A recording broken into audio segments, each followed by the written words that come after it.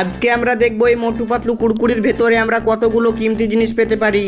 আর লাস্টে বেলায় এমন একটা জিনিস পেয়ে যাব আমি তো কখনো ভাবতে পারিনি। তাই তো আমি এখন সেটাই দেখার জন্য 5টা মোটু পাতলু কুড়কুড়ি নিয়ে চলে এসেছি। কারণ ছোটবেলায় আমরা সবাই মোটু পাতলু কুড়কুড়ি খেয়েছি এবং তার ভিতর থেকে অনেক দামি দামি জিনিসও পেয়েছি।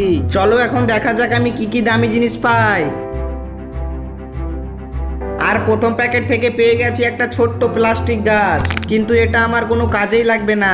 এখন দ্বিতীয় প্যাকেট থেকে কি পাই দেখি। আরে সাব্বাস ভাই, দ্বিতীয় প্যাকেট থেকে আমরা পেয়ে গেছি একটা ছোট্ট রবার্ট বল।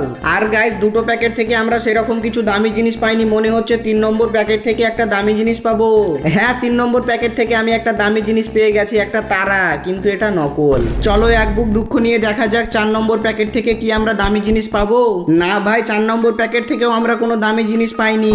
এখন আমার হাতে এই লাস্ট কুড়কুড়িটা বেঁচে আছে, যদি এই প্যাকেট থেকেও কোনো আমি দামি জিনিস না পাই তাহলে আমার পয়সাটা পুরো জলে চলে যাবে।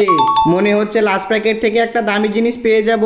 জাস্ট সালা, এটা আবার কি? এটা তো একটা ভাঙড়ি বাসি। মনে হচ্ছে আমার ভাগ্যটাই খারাপ।